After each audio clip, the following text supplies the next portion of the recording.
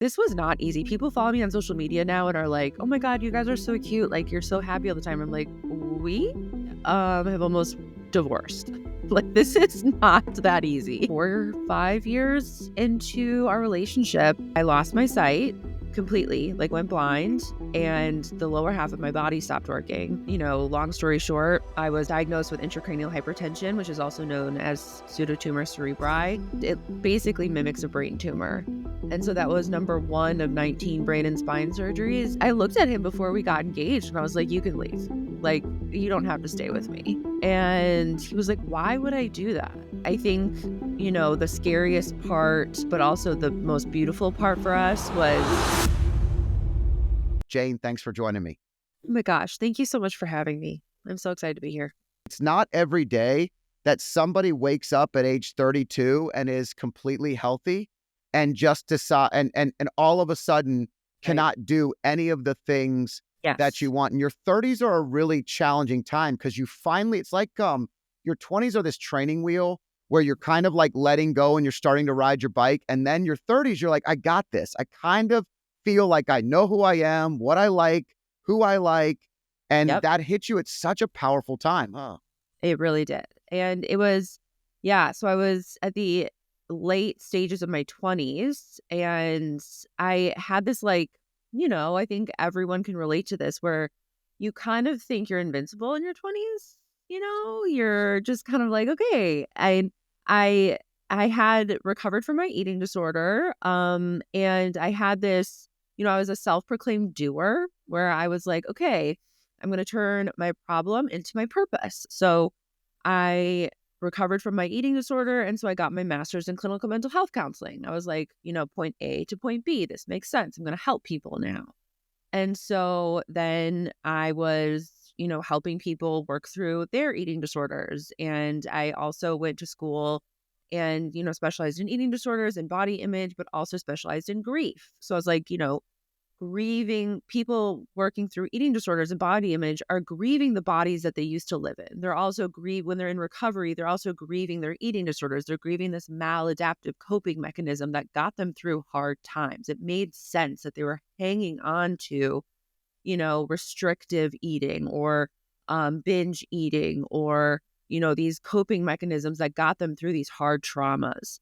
And so it was a grief. It was body grief, this term that I started to really come to terms with. And I would do these events at exercise studios, bar studios, yoga studios, and I would scream from the rooftops and I would say, work out for what your body can do, not for what it looks like. And at that time, I didn't realize how problematic that was. I didn't realize how ableist that was. And then myself, 27, non-disabled at that moment, was at a bar class myself and I lost my sight completely, like went blind, and the lower half of my body stopped working.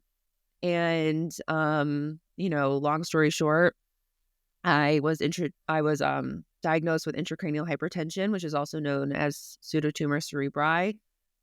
It's when it's a complicated diagnosis, but it's when your cerebral spinal fluid increases and it basically mimics a brain tumor. And so that was number one of 19 brain and spine surgeries. And 6 years later, I'm in a totally different body. And, I was sitting on the very cold metal hospital, table while they were giving me a spinal tap. And I remember just thinking like, oh my gosh, now what? Like my body can't do anymore. How am I supposed to love my body now? And that's when I really realized, like, this is body grief. I am grieving something that I will never get back. Yeah. And, I think it's interesting because I know women go through this maybe more than men. But what's interesting as a man is that, so many men look at their body from when they were athletic and when they were playing sports, and they see themselves that way for so long. I think we're much better at tricking ourselves into thinking that we are still that person, whereas women are a little bit more realistic about the deliverable. There's some kind of I have two sons, 18 and 15, and I mean, I genuinely believe I can beat them in most things most days, and I cannot. Right.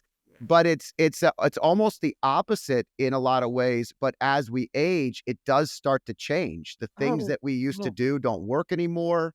No matter mhm. how hard No matter we, how hard you try. yeah, and so, and then being around so many of our great friends who, and my wife, and their ages are all in that perimenopausal timeline where the hormones are shifting, and so Yes, they could be eating perfectly, they could be doing all the right things, and the body's not listening or doing the things that they expect it to do without maybe some extra resources or some help. So absolutely. mentally, what you're doing is you're trying to bring that awareness to Yes. help people.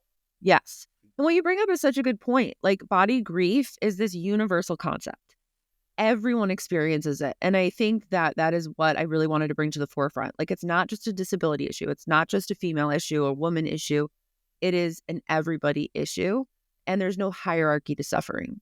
Like, just because I have this 19 brain and spine surgery issue with an incomplete spinal cord injury, like people could be like, oh, well, then it's not I don't have that. Like, you can have an injury, you can have COVID, you can have aging, everybody has this, and you've experienced it many times in your life. It's just now that we have language to it and like a framework and we can heal, it's like, okay, now we can say like, ooh, all right, I've experienced this and now I can maybe start coping with it and working through it. But the thing that kind of sucks about this and was a really important part with the book and selling this to, you know, with my editor at Penguin Random House, was it's not a fix it solution. Like, no one is putting a band-aid or no one is grieved at the end of the day. It's learning how to like cope and lean in and feel. And I think that's the difference. And when we talk about men and women, like that tends to be a difference because like men tend to not be taught how to feel. It's not like genetically a difference, right, with men and women, but like we tend to raise men not to feel, right? And so maybe that's why sometimes men aren't taught about things like body grief, right? But like, yeah, with perimenopause, that brings up something that I talk about with perceived body betrayal, where we feel like our body is betraying us. With aging, we feel like our body is betraying us. But really, it's like a perception of it. Because in the end, it's just trying to find a homeostasis. Like with perimenopause or with aging, it's just trying to find a baseline. And the symptoms of it absolutely suck. Like, it just sucks usually. But in the end, like, it's just trying to keep us alive. And we just have to be nice and kind to it. Yeah, it's really crazy because at the end of the day, if we're in a great relationship and we feel loved and we're giving love, and there's a growth that happens over the years.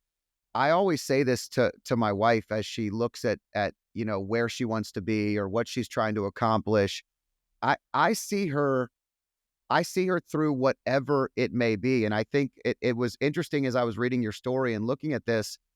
I feel like you must have one amazing husband because he has to see you for how, it's almost like we see deeper into our spouses and our partners sometimes than they can see in themselves. Yes. And we try to help bring that out. Like, there's never been a time where I'm like, oh my gosh, you don't look beautiful. Like, there's not, I mean, there are jokes that we make because we're Yeah. fun. And, I will make a lot of fun of certain moments or outfits or different things. We have fun with it, but there's definitely an honest feeling of just loving the person for who they are Yeah. through all the things that they go through, especially in these challenges. Tell me about your relationship a little Oh my bit. gosh. Yeah. Well, it's wild because we are in an interabled relationship. Like, that is what it is. And what's different with us is we started in an abled relationship. I mean, so Sean and I met when I was in college, in undergrad, and he's 3 years older. And then we started our relationship out in Jackson Hole, Wyoming, in like the most like exciting, adventurous place ever. And I wasn't really like a skier, but he's very adventurous. So he's plays soccer and was doing out of bounds skiing, and, we were climbing mountains, literally, and just whitewater rafting and doing all the things. I was athletic, and the fact that I was a dancer my whole life and spin classes and yoga. So like I was very much like always in my body. Like my body was very much like my identity. Which is very much tied to my eating disorder, I would say. And then when all of a sudden, I think it was 4 or 5 years into our relationship, I was diagnosed with intracranial hypertension, and then I had my first 2 brain surgeries. I was like, okay, good. Like, that's it. Like, we're good. I thought that was it. And then I was diagnosed again with Ehlers-Danlos syndrome, which it turns out I was born with. It's a genetic illness. And that makes sense now because we look back and we were like, oh, that's why I was dislocating my elbows and my joints my whole life. And, it's a connective tissue disorder. And my parents were like, that makes sense. It just all kind of combines, and it's very common for people with with disorder to like actually look back and be like, wait a minute. Oh, um, and I remember looking at him and just bawling my eyes out. I mean, like, this was not easy. People follow me on social media now and are like, oh my God, you guys are so cute. Like, you're so happy all the time. I'm like, we, have almost divorced. Like, this is not that easy. um, but like, I looked at him before we got engaged and I was like, you can leave. Like, you don't have to stay with me. And he was like, why would I do that? Like, I love you. And that conversation right there, and a big part of my book that I talk about, that's ableism. Like, that was internalized ableism of me, which is very similar to any other ism we know, where it's like, sexism, racism, and obviously all the isms have different cultural meaning behind them. I'm not trying to compare, ableism to racism because those are very different cultural meanings. But it's to people that don't understand what ableism means, I just want to kind of give that definition where it's like, people with disabilities have major discrimination against them. And I get DMs, I would say, I don't know, maybe once a week being like, your husband's going to leave you. And I'm like, what? Like, I just can't, can't believe it because when it comes down to it, we're just a normal couple. We're a normal couple. I'm just in a wheelchair. And we fight and we argue and I'm an asshole and he's an asshole and it's like normal. We're just a normal couple, but we have like this extra huge, huge burden of medical debt and, kind of like real grown up shit. Does that make sense? Like Yeah. we had to deal with grown up shit. I mean, we were adults, but like real grown up stuff. From 27 and now I'm going to be 34. And like, it was like, oh, wow, we really had to grow up really fast.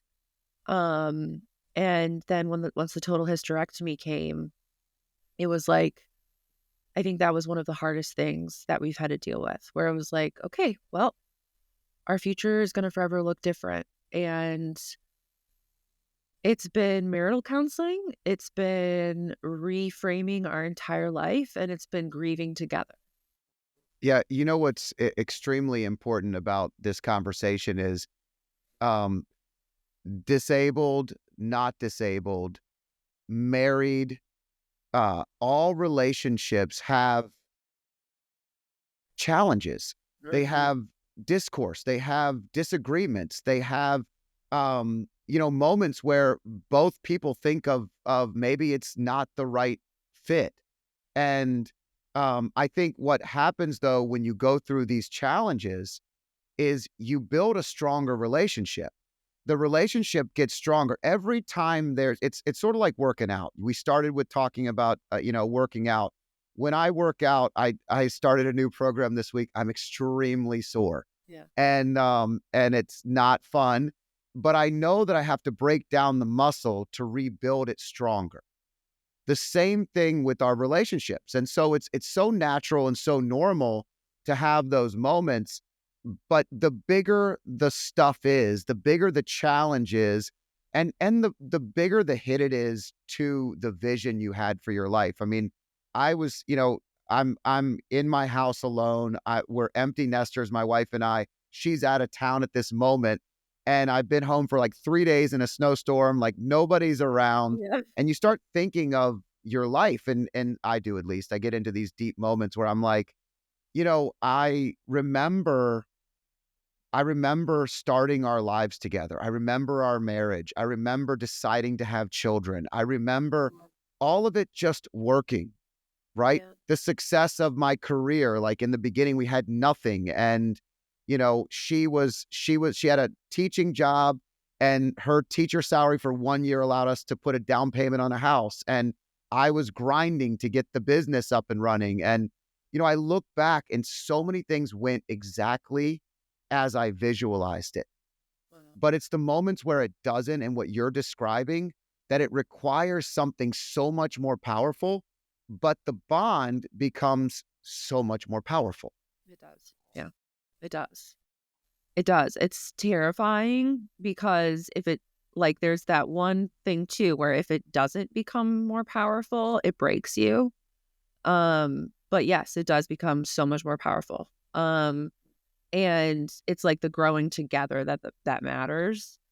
And I think, the scariest part, but also the most beautiful part for us was when we were getting married. It was it was right out of the pandemic, and we there was so much change and body grief there, but it was kind of like we just surrendered at that point. We were like, so much chaos is happening, and like our venue had canceled on us. We had to uninvite half of our wedding guests. I had just gotten out of like I think my most serious surgery at that point.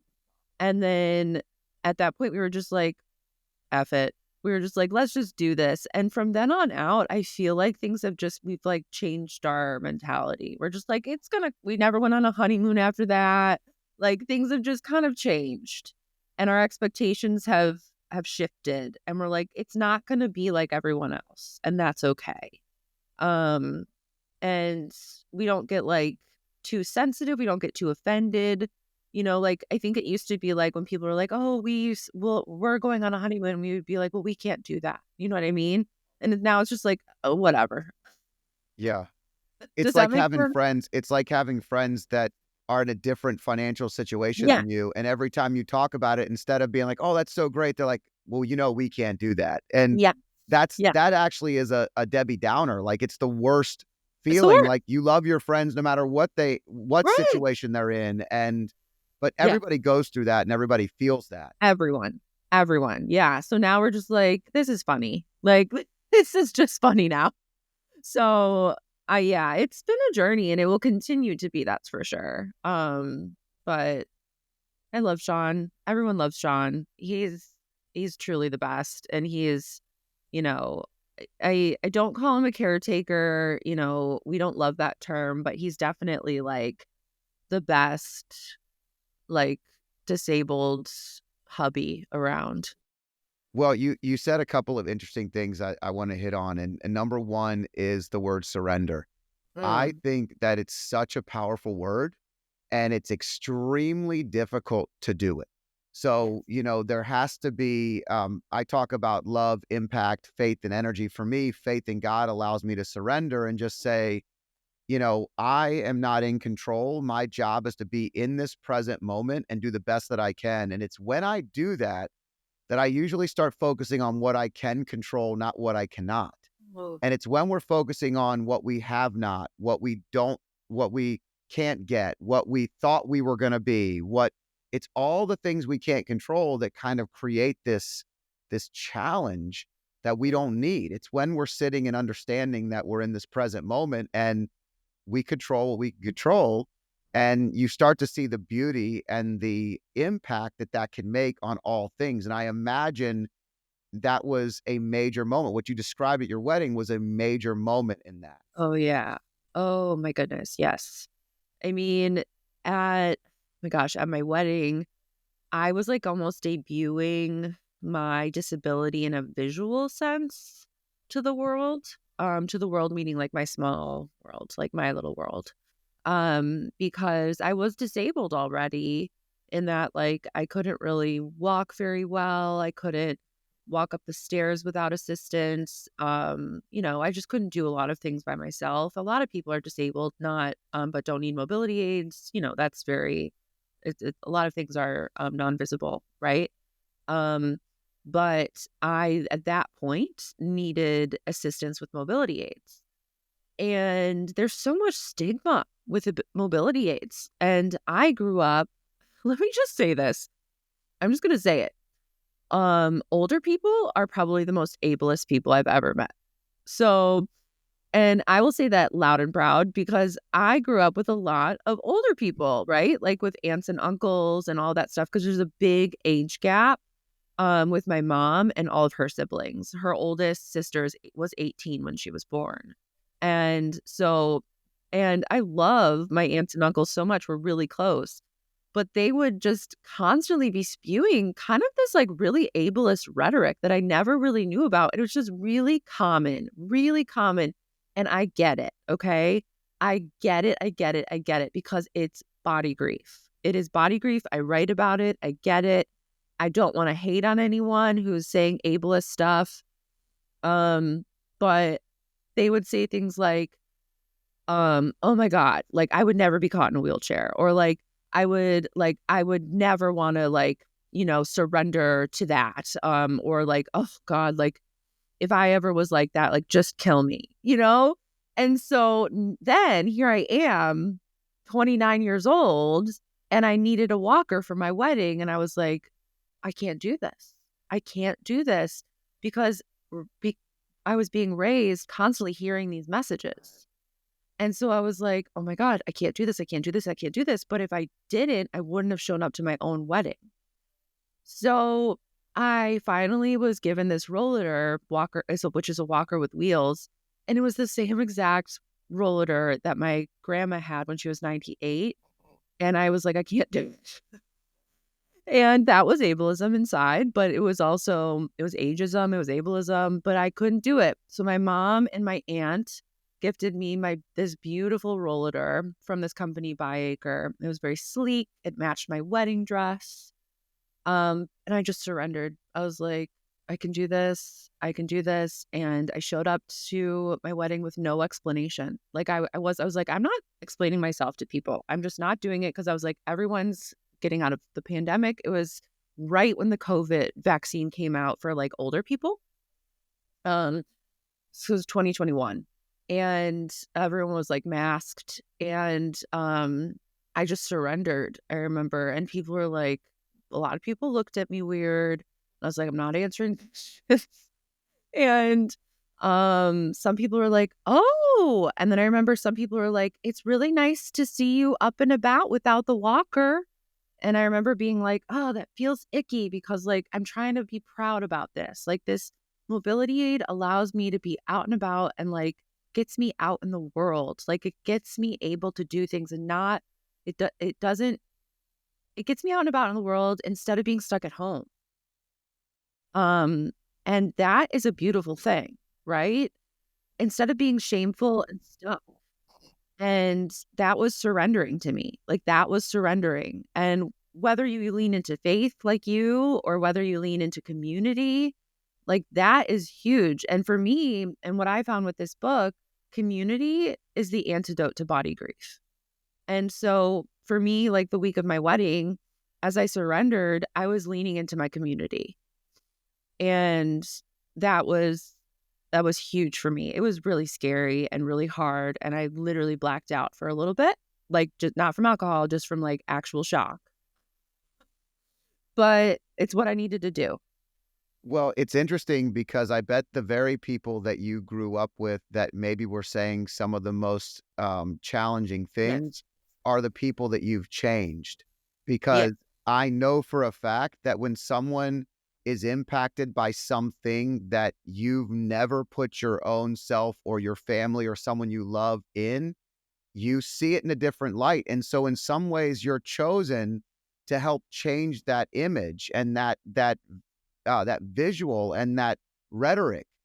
Ugh. because at that point in time, what people don't often recognize is these moments are the moments where you hear it, but because you can process it and you're strong enough to get through those things, and you're not going to kill yourself because you're in a wheelchair. Right.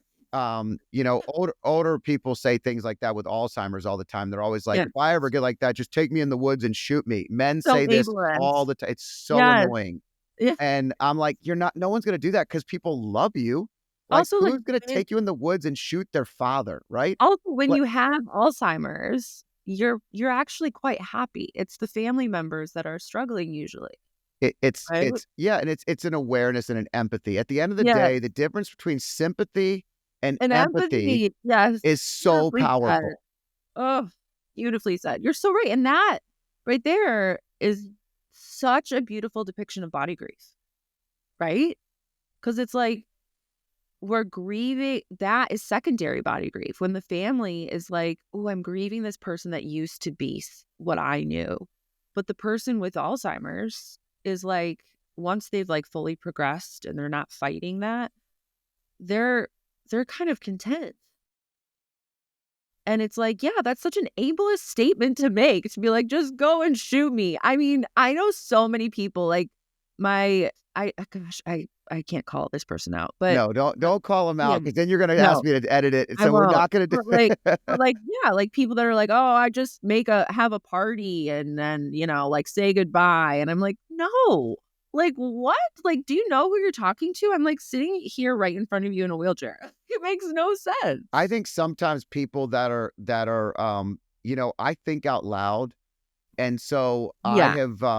I have definitely, um, been the kind of person that has said something that I wished I didn't say many a times That's because so you're real. thinking out loud, and I've always felt I'm very blessed to be a communicator and someone that thinks and speaks and can accentuate what's important about the thought. But I also, in moments where I'm processing something, could say something That's so I don't true. mean in the depth. It might be funny, or I might think it's going to be funny, and Uh, it's fun. I think in high school, my saying, you get like your own little saying, and I yeah. said something wrong, and now I long for yesterday from the Beatles because I said the wrong stuff all the time. Like, it's part of processing. So it's also part of growing up. And just because there's an age attached to your life doesn't mean that you've progressed or grown up to where you're meant to be. So I think that's another thing, right? I Like, I could like be that. 80 years old, but I could be saying some stupid shit.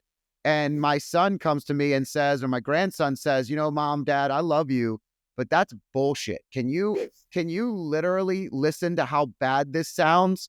And you go home and you process it, and you're either growing or dying. So for me, I'm always growing. I'm always going to say the wrong thing. Not always, but I'm definitely going Yeah, to I make know, I hear you. mistakes, and I'm going to grow from it. You And literally you sound that right there sounded just like me and my sisters talking to my dad because we're always just like, "Dad, no. Dad, no. Just say something, no." And he's like, "Oh, okay. Sorry." He's like, "Wait, I can't say that?" well, it's hard because you're so comfortable with your family. And Yes. when it's your children, remember, we raised you. That's how we look at it. We raised you. And now you're telling me I can't say something? I it's so funny to me. My niece corrected me this past Sunday at something I said about a commercial. I made a joke about a commercial. She was like, "He's 4. He's going to hear that and process it." And I was like, Oh, you're like, "Wait, what?" uh, deep down, I'm like, "Why are you telling me what to say?" Yeah. But at the end of the day, it doesn't mean she's not right. That's so So true. again, we can all learn and grow from each other, but I just see that in your situation. I imagine that there are moments where your family members want to change it or help you. And like Oh, I have they're amazing. yeah, I have 2 kids. I could tell you I hate watching them go through pain or Mm. suffering. And if and they've been blessed to not have major pain or suffering in their lives, but when they do, you want to switch places with them. So I imagine that there are family members that love you so much that when they see you struggling, and even though you're not struggling, they see you in a way that they might not be ready to see you, and it probably is very challenging for them too, but they're Yes. growing, and you're Yeah. helping them see other people, which is really what your message is about and what your book is about. It is. It is. And yeah, you are so right. And my family, one thing I'm very privileged about is I have a very supportive family, like incredibly. My family is my ride or die, including the ones that have said problematic things, which, by the way, like are amazing. But and another thing too is like my dad is like my best friend. Me and my two sisters, like he's like the best. My mom is my best friend. But yes, you're right in that like I hope to have helped and taught people things, and I'm continuing to learn as well from my own disability. Like I'm learning from my own community too. Like I'm very new to this community. And so I've been humbled. Like I've been really humbled by this community too cuz I'm new and people have lived in this community since birth. And so I'm like, "Oh, okay. Oh, I've said the wrong thing. I've done this." And so yeah, I'm growing too a lot. Well, I know there are lots of things that probably are surprisingly challenging. I can see I travel a lot, and so I know just traveling how crazy it is to watch people in the airport that have nobody. So when they're disabled and they have nobody, and then you also see a lot of people in the airport that love to be in a chair so that they can get to the front of the line or I mean, it's awful. I mean, I've been on Southwest airline flights where 32 people are in wheelchairs. Oh The my god. bell rings and 25 of them get up and walk away and don't Um, need the wheelchair on the way out. And all the people that needed it are in mm, this line waiting to be served, and it's a challenge, and I think that that's always something that, as a traveler, drives me bonkers because I'm like, mm, you have this lady over here who and you never really know, by the way, so, like, yeah. how can we genuinely paint the picture of who needs it? I'm using air quotes for the listeners, and who Yeah. doesn't, but there are definitely times and moments where you're like, "Oh, man, I would hate to be alone in this moment and have to do all this on my own." And Really tough. It's, and another thing too that I did not know until I became a wheelchair user is 80% of wheelchair users can use their legs. And so, like for me, I use different mobility aids on different days. I mostly use my wheelchair, but I can stand and I can walk. So like it's like I use my wheelchair and then I like get up and use so like people my friends and my husband will be like, if we're in public and I stand up out of my wheelchair, he'll be like, "It's a miracle," to like get people to stare. Because people will be like, "Oh my god, she can use her legs," acting like I'm faking it. Um, but yeah, which so is, why would anyone wanna fake it, right? Like, why would that literally, it's so it's the most painful to inconvenient thing. I mean, I'm proud and I'm proud of my disability but it's literally it's also incredibly inconvenient and the most expensive thing I've ever done in my entire life. But I just live in chronic pain. But I traveling is one of the most stressful things because it is when it comes down to it my legs. And so, being traveling and having to go through TSA, but also getting to your gate alone. I also have my mobility service dog, which is really helpful because he helps me a lot. Like he like is my buddy and he picks things up and all the things. But then what kinda dog is it, by the way? he's a black lab. Okay. Yeah, so and he's a real service dog. So he was trained by a program and he turns off the lights, gets all the things, gets my medication, does my laundry, he does everything. He's truly amazing. Um, but the thing is airlines ruin so many wheelchairs.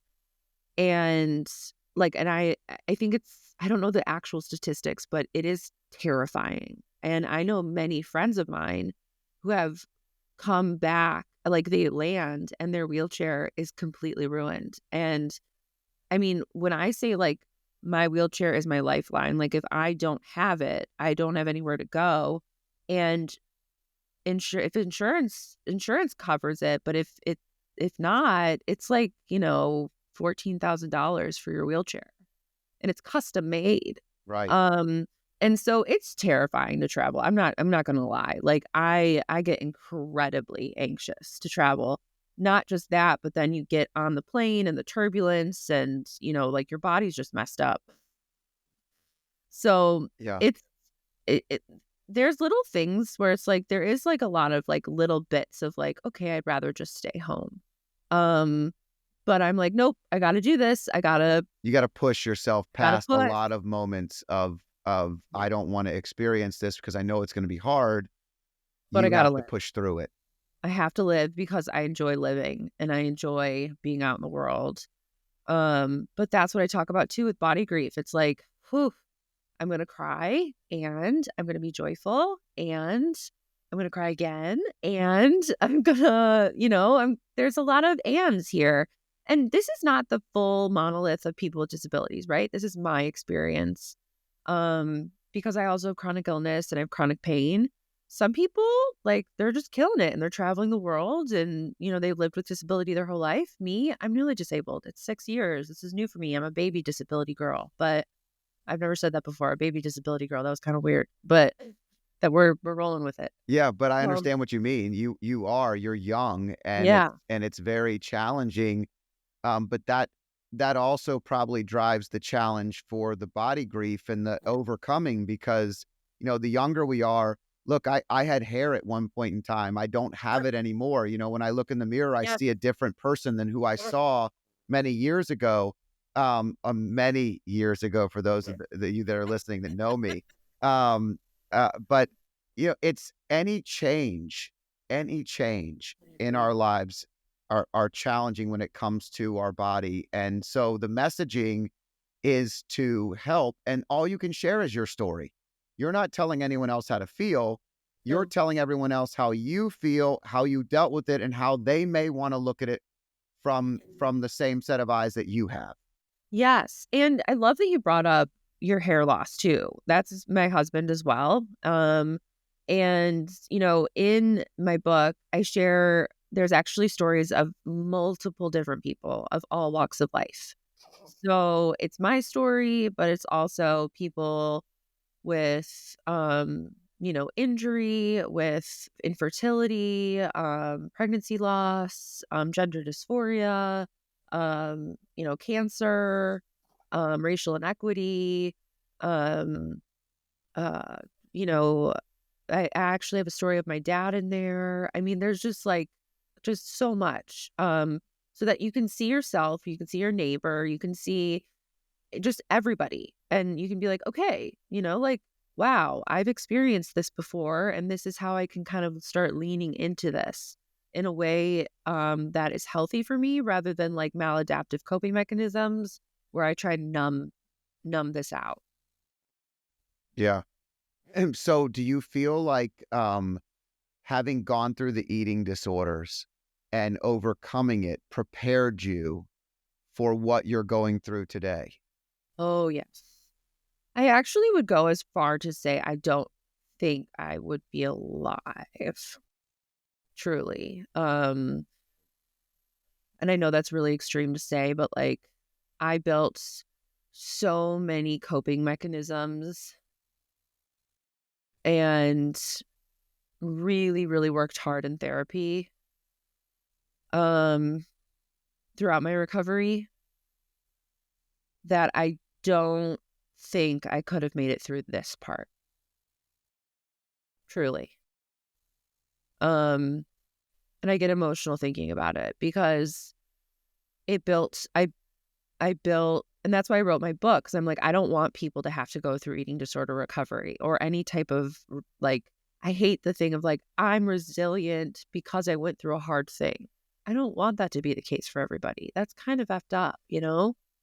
Like, let's just build like a soft exterior with coping mechanisms instead of being like, you have to go through hard shit. you know?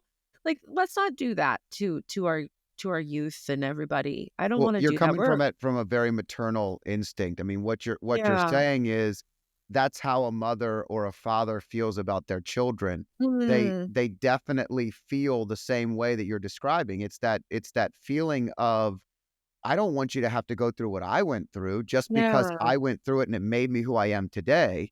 Right. Like but at the same time, sharing the story allows them to maybe shorten the curve a little bit. Yeah. Oh, I love that. Thank you for that. You're welcome. Yeah, I really like that. No one's I ever put it that way. If it can help, it's worth it. I think sometimes when you're saying things, it's really interesting to hear, I try to interpret it in a way that I see it from your perspective. And what I hear you Mhm. saying is you have this maternal instinct to help others not go through the very things that you've been through. Yeah. And you don't want to see them suffer or go through it. The reality is your story will help more people not have to go through it. And that's what you're sharing. I hope so. I love that. Thank you. Yeah. Yeah. Because I When hope that we can lean into it a little softer. Sure. When is your book the book it releases in March, is that correct? March 18th. Pre-orders are available now. Book is available everywhere books are sold. And what Yeah. are tell the audience a little bit about some of the other things you're doing. So you Sure. also run an organization. Like, what are some of the how can they find you? What are some of the things that they can follow with you so that they're a part of the story or can help even maybe Yes. bring this message to their own families so Amazing. these types of conversations are a little bit simpler when it impacts someone they love or know. Yes. So the AND Initiative is my nonprofit where we bring awareness to people with disabilities and chronic illness. And also, really, it's important to bring confidence to people with mobility aids. And we also, gift people with mobility aids. I have a Substack at Jayne Mattingly.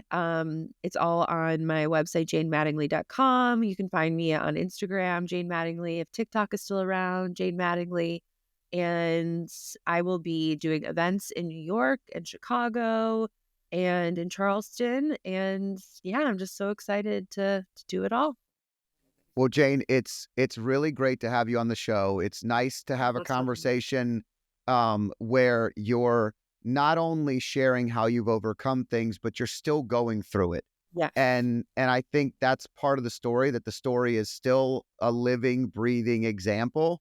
And you're trying to make the world a little bit of a better place, and your impact is significant. So I admire that, and I'm grateful for your time. And Thank I you hope so much. everybody has a chance to follow the story and to take a glance into the eyes of somebody else who's maybe having a little bit more challenge than we are in different ways. It's all around us. Disability is not just always physical and always evident to us. There's a lot of other things that we aren't seeing, and our open mind, our curiosity, and our kindness can really go a long way.